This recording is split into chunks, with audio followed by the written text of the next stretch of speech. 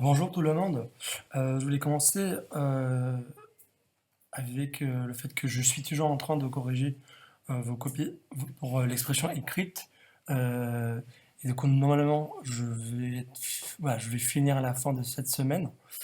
Euh, la- cette semaine, on va parler de la poésie. La semaine dernière, on a parlé de l'art plutôt, et Francis Bacon. Et aujourd'hui, on va passer plutôt par la poésie anglaise de l'époque romantique. Um, so, uh, Hello everybody.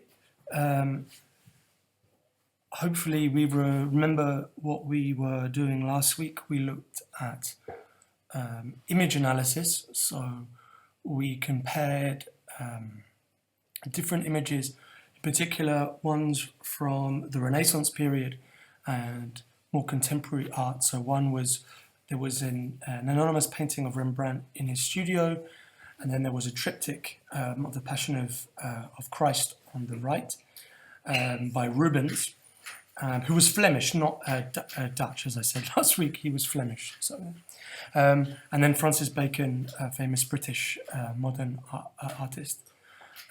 Today, as I said, we are going to be looking at poetry, in particular a very famous British poem from the Romantic period by Wordsworth, who alongside Coleridge were important for bringing the Romantic period, so of the 19th century, into Britain. A period of literature, philosophy, music, which was reacting against the Industrial Revolution. So we could say that it is the movement that follows the Enlightenment, les Lumières, and in a sense is a reaction to the rationalism of the Enlightenment. We will start today by a short video that is of the Lake District. And as you can see here, the Lake District is in the northwest of England, and it is called the Lake District because there are many lakes. Il y a beaucoup de lacs ici. And you can see that it is also a national park. So although there are buildings in it, it is also a nature reserve, and there are restrictions on building in this area. In the north of England, there are quite a few national parks, as you can see. There are the North Pennines, which are more of a mountainous region. And then there are the Yorkshire Dales, which, as you can see here, are more hills and valleys, and it's slightly flatter. And then there are the moors as well, which again is even flatter and goes out to the sea. Just to give you also some geographical knowledge, ici on voit la frontière avec l'Écosse. So here is Scotland, and you can see that the Lake District is very close to the border, which is just here. Carlisle being one of the last cities, large towns in England before we move into Scotland. Okay, just to give you maybe a whole image of the United Kingdom here. Also, maybe just quickly, I'd like to say that Great Britain. So Great Britain is this island, okay? So which includes Scotland and Wales, and the United Kingdom is with Northern Ireland. So when we talk about Great Britain, we should be talking about just this island, not including this island, which is the island of Ireland. Okay, that's a bit of vocabulary. I'll close this.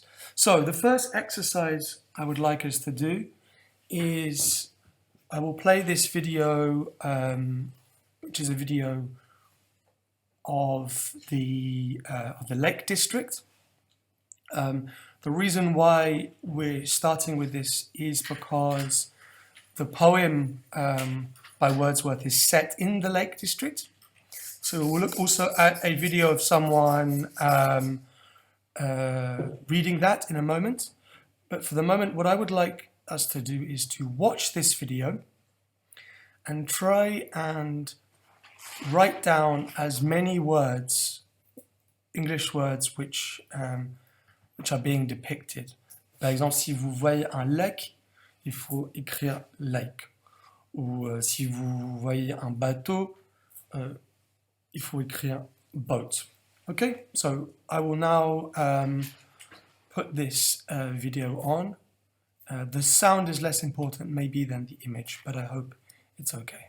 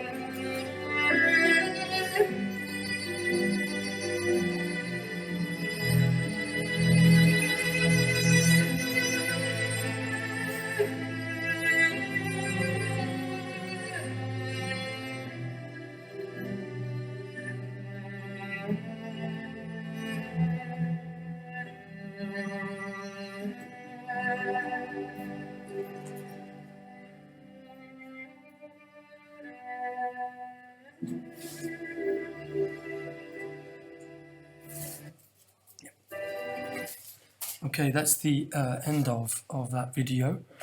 So I hope that on the session worksheet here, you have managed to note down different vocabulary. I will now move on to the next exercise, which is about the poem, Wordsworth's famous poem, I Wandered Lonely as a Cloud. And I will put on a video of Simon Russell Beale, who is also a known poet, who will be reading this out. And I think it's a very nice reading. And we can also see that this kind of promo publicity for the Lake District has been inspired by this poem, because there are many images which are in the video that are also in the poem. So what I'm going to do now is just close this and bring up the other video. Okay, so here we can see that this is the poem written out, and there are blanks here. Il y a des blancs, des espaces. So what I want you to do is to fill in here the blanks with the appropriate word that you will hear being spoken by Simon Russell Beale. Okay, I will put this on now. This is him there.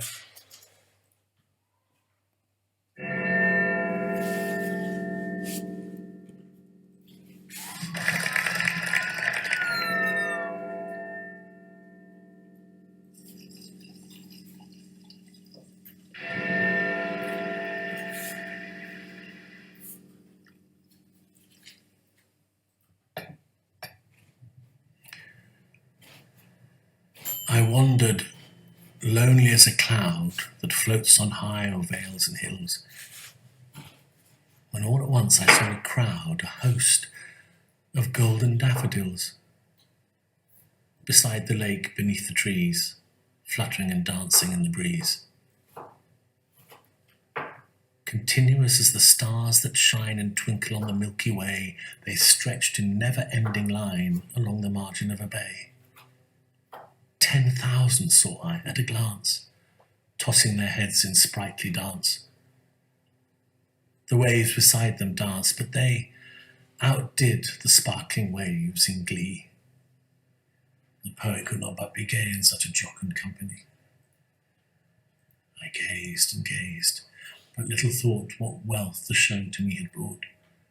For oft, when on my couch I lie in vacant or in pensive mood, they flash upon that inward eye that is the bliss of solitude, and then my heart with pleasure fills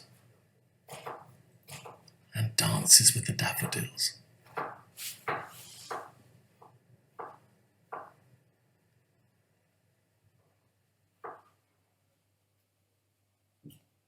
Okay, of course, you can listen to this a number of times in order to try and fill in. Try not to look it up on the internet and try to use the video that is being supplied here. Okay, let's move on to the next exercise. What I would like you to do here is, so we have stanza 1, 2, 3, 4, which correspond to this one, stanza 1, stanza 2, stanza 3, and stanza 4.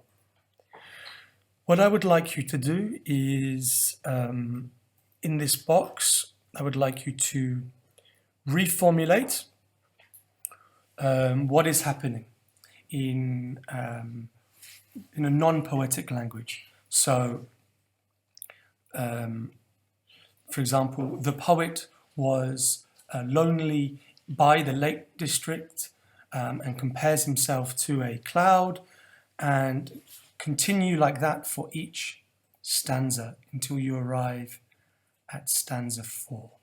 Okay?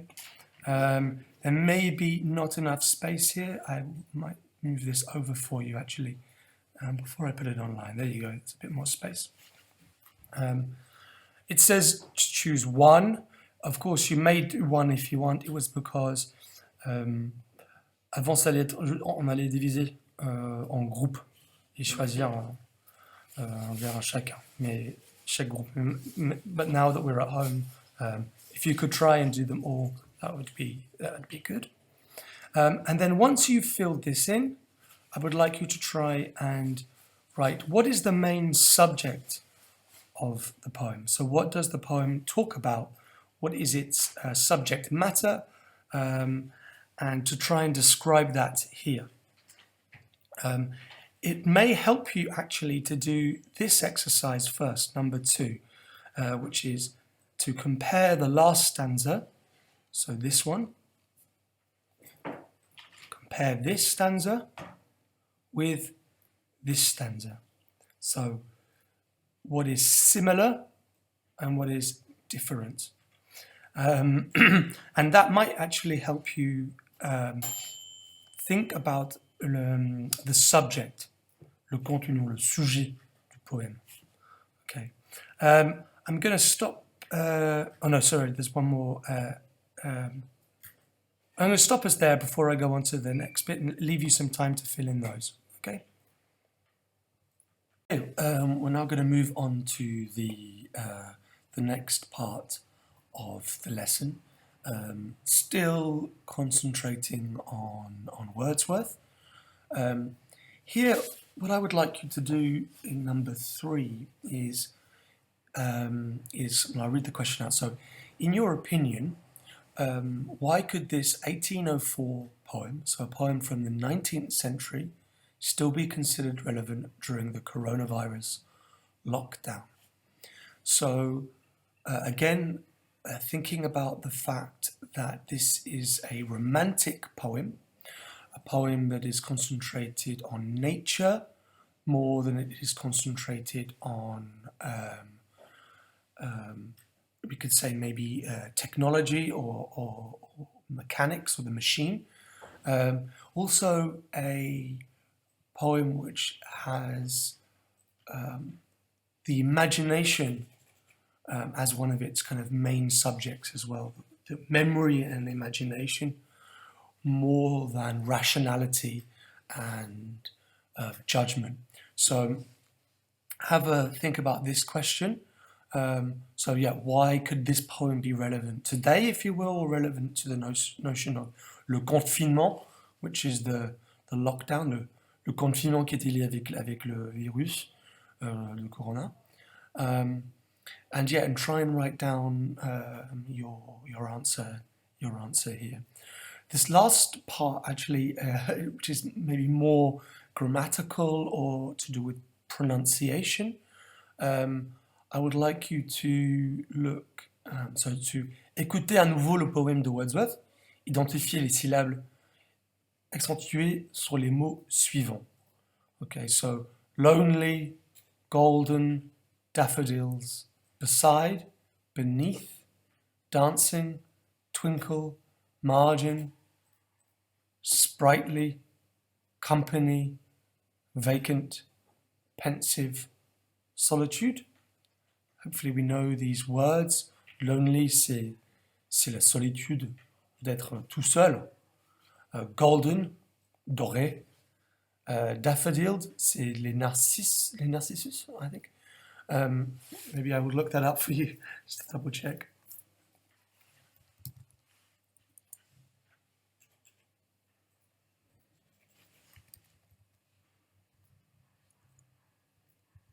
No, I was wrong. It's the jonquille. Jonquille. Okay. Beside, à côté de. Beneath, en dessous. Dancing, dansant. Twinkle, it's like, I think we had this before, so it's like clignoter, ton ciel. Margin, c'est les marges. Sprightly, c'est avec de l'énergie. C'est aussi sprightly, c'est aussi un peu comme avec de l'énergie qu'on danse. Company, genre ça veut dire compagnie, mais ça veut dire aussi ceux avec lesquels on est avec notre compagnie, notre équipe, notre groupe. Vacant, vacateur. Pensive, pensif, quand on pense. And voilà, solitude qui est un peu comme lonely. Okay, and if you to find put the syllable accentué, I'd like you to put like lonely is at the beginning, so to put a little apostrophe by it. So if it's the beginning, lonely, it's in the middle, golden, like this, golden, lonely, golden. Okay. So number B, observez le tableau ci-dessous. Here we have this is the phonetic alphabet. So big, red, fat, hot, duck, look, annoy, first, pool,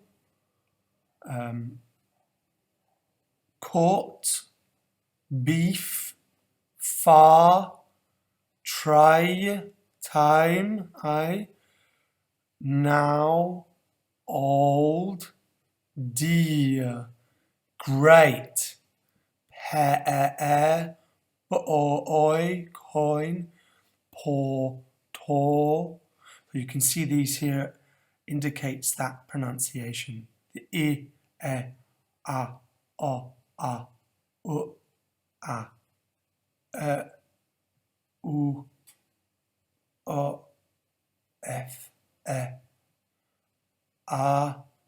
I, ow, o, dear, gra,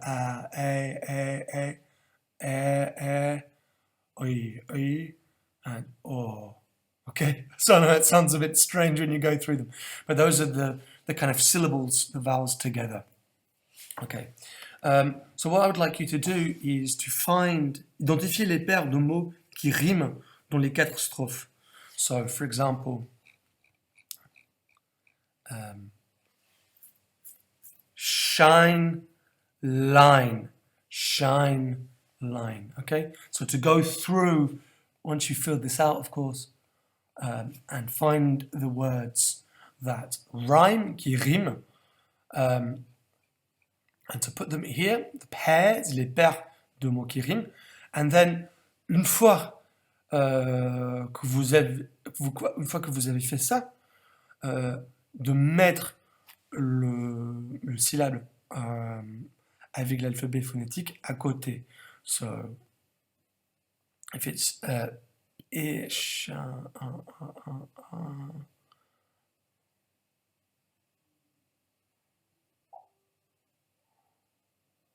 so shine and line would be I. So shine, okay?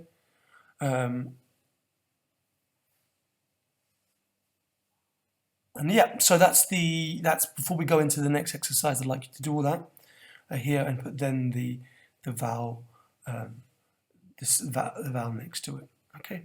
So associer chaque paire au symbole phonologique qui lui correspond dans le tableau ci-contre. Okay. I'll stop the video now before we go on to the reading exercise. Hello. We are now going to move on to the last part of the lesson today, which is about William Blake. William Blake, again, was a romantic poet as well as painter. As you can see, these are the dates in the 19th century. Died in 1827. His work was mainly unknown during his lifetime, and there has been recent exhibitions of, especially his drawings in London in the last couple of years. Also, very, very influential for many artists that would come. Many also French artists as well, such as Baudelaire, or poets such as Baudelaire, Mallarmé, and the Symbolist movement. Also an inspiration for the pre-Raphaelite movement, which is just after the Romantic period, which was the pre-Raphaelites were also very, trying to see if there's a link here, were not too dissimilar from the Romantics, in the fact that they were also interested in a kind of counter movement against the Industrial Revolution. I will show you quickly here. This is a very famous kind of long form poem by William Blake called "The Marriage of Heaven and Hell."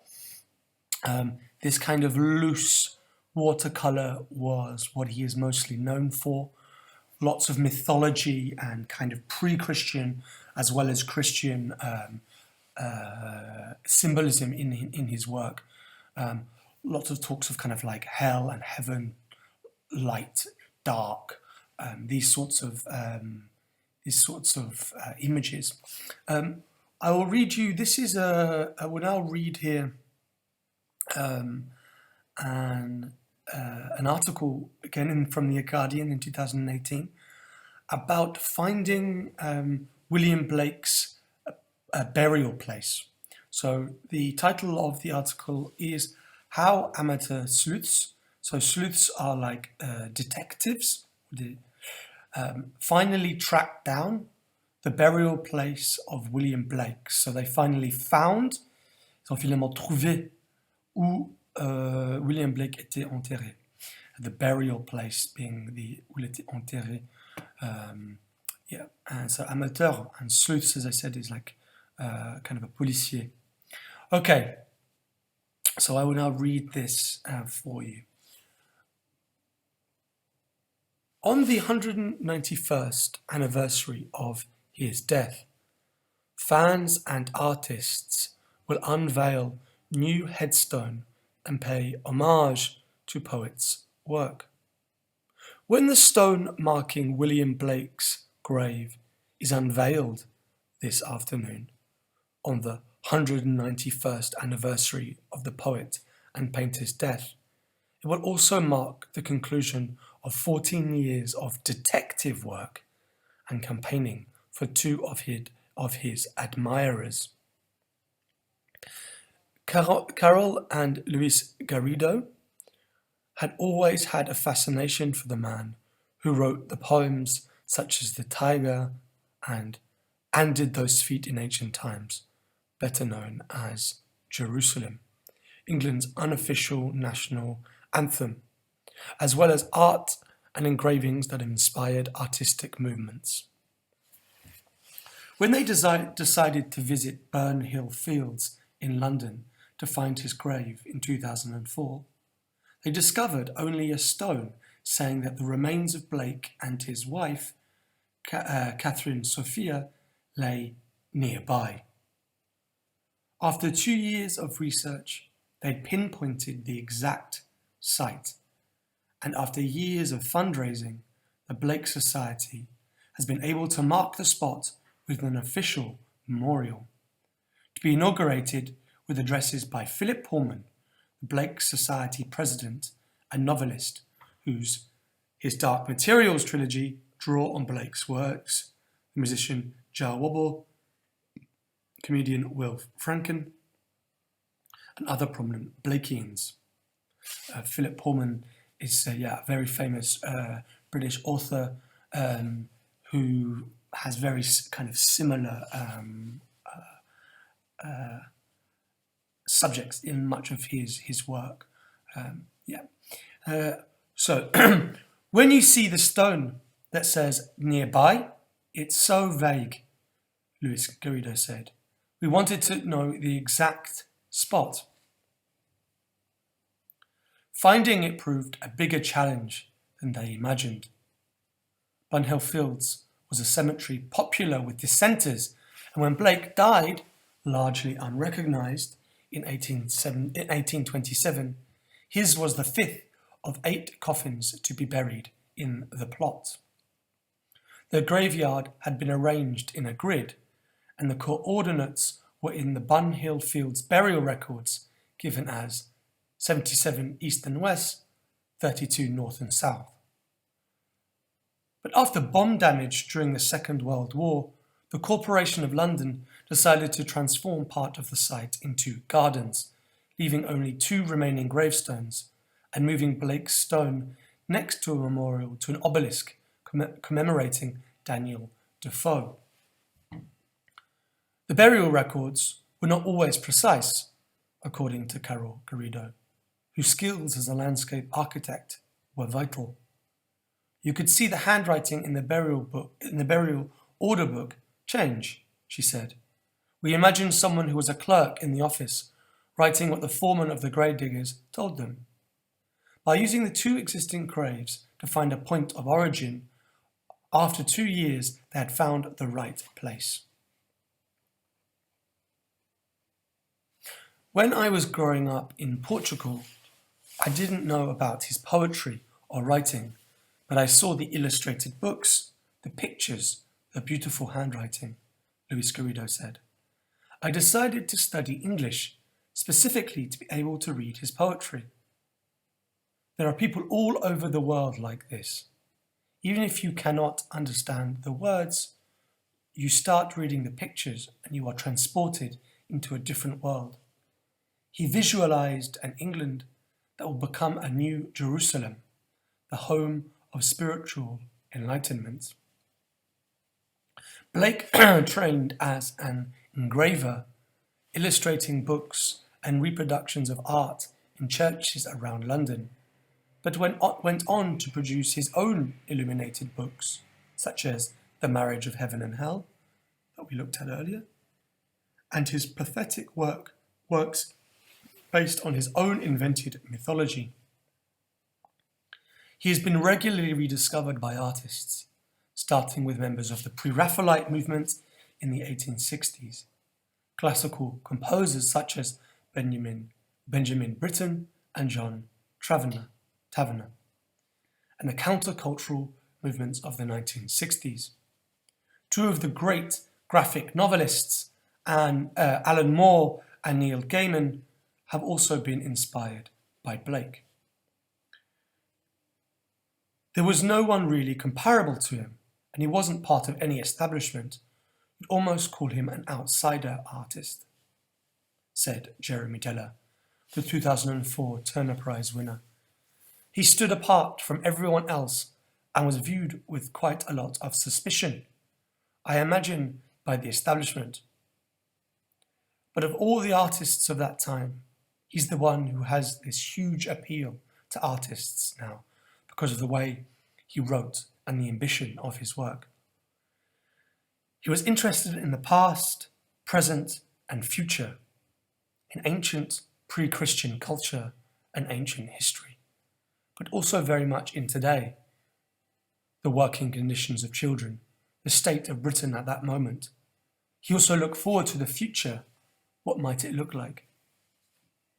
The gravestone carved by Lida Cardoza will feature a verse from his epic Jerusalem, the emanation of the giant Albion. Albion is an old word for England. I give you the end of a golden string, only wind it into a ball. It will lead you in at heaven's gate, built in Jerusalem's wall. Okay, so now we have a set of questions about that article. Of course, you can read it a number of times, so I will read the questions out to you. 1. According to the people interviewed in the article, who was William Blake? What were his occupations?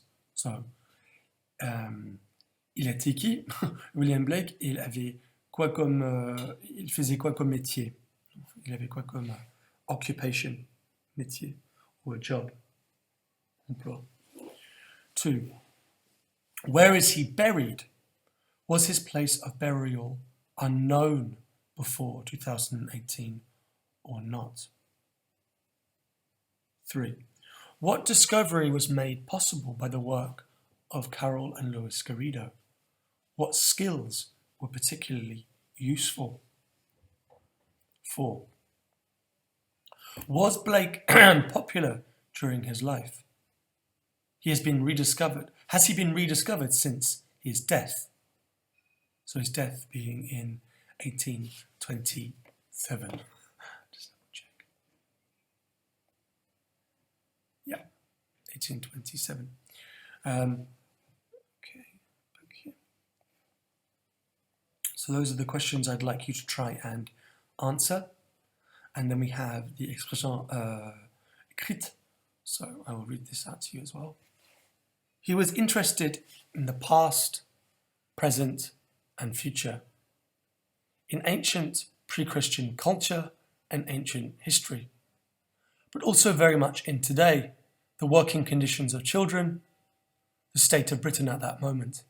He also looked forward to the future. What might it look like? In your opinion, should all artists be interested in the past, present, and future like Blake, with the risk of becoming outcasts? So that's the question I would like you to look at. Before I finish, I would like actually, going through this, I just realized that when I went through this, the shine, I think it's shine and line, sorry, are actually, it's because of the Y, try, I, and time.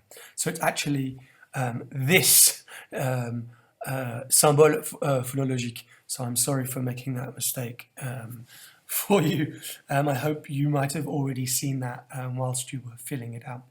Okay. Thank you very much for this lesson. Again, if you have any questions, please do not hesitate to email me. Okay, thank you very much, and I will see you next time.